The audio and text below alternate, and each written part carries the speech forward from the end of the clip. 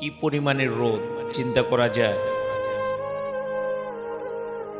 আমাদের সময়গুলো কিভাবে কাটছে। সত্যি সব ক্ষমতার মালিক আল্লাহ তাআলা। কি পরিমাণের রোদ। আসুন না নিজ নিজ জায়গা থেকে মানুষের পাশে দাঁড়াই।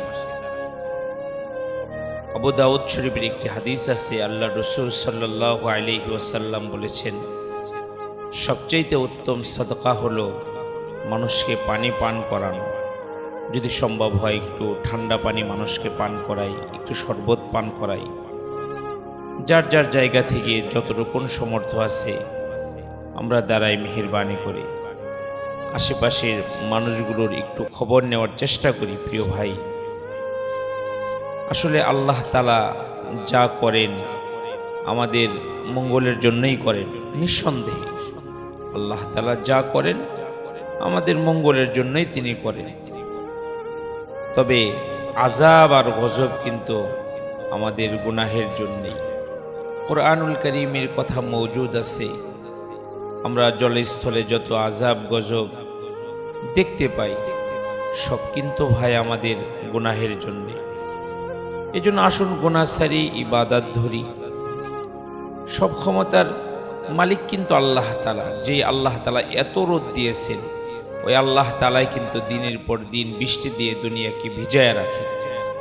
সব ক্ষমতার উৎস তিনি, যা ইচ্ছা তা করে। তাহার হাতে জীবন মরণ সবই তিনি পারে। তাহার হাতে জীবন মরণ সবই তিনি পারে। আর কত বন্ধু, আসুন ফিরে আসি, ফিরে যাই সে রব্বে করিম আল্লাহ পাক রব্বুল আলামিনের দিকে। তুমি জীবন, তুমি মরণ, আধার ঘরে তুমি আপন।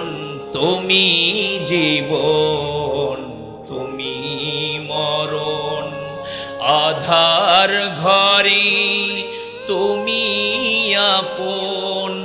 তুমি মুদের পারেন তরি, তুমি মুদের পারেন তরি।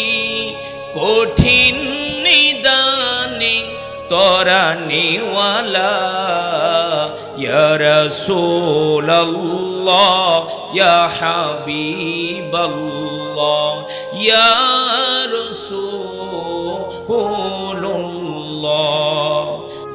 আসুন ইবাদত বন্দিগিতে নিজেকে ডুবায়া রাখি আর আল্লাহ তাআলার কাছে এই দোয়া করি, আল্লাহ আপনি আমাকে ইবাদতের মজা দান করেন আর আমাকে গুনাহের ঘৃণা দান করেন। ইয়া আল্লাহ আপনি আমাকে সিজদার মজা দান করেন। ইবাদত বন্দিগিতে নিজেকে যদি ডুবায়া রাখতে পারি, আল্লাহ তাআলার রহমত বরকত আমাদের উপরে আবারও রহমতের বৃষ্টির ন্যায় বর্ষিত হবে ইনশাআল্লাহ। আর যদি শয়তানের সেই কথা মেনেই গুনাহ খাতার মধ্যে ডুবে থাকি, গুনার মধ্যে রাত দিন কাটাই, দিন শুরু করি গুনাহ দিয়ে, রাত শুরু করি যদি গুনাহ দিয়ে, তাহলে কিন্তু আযাব গজব একের পর এক আমাদের উপরে পতিত হবে। এজন্য মেহেরবানি করে আসুন গুনাহ ছাড়ি, তওবা করি, আল্লাহর দিকে ফিরে যাই। আল্লাহ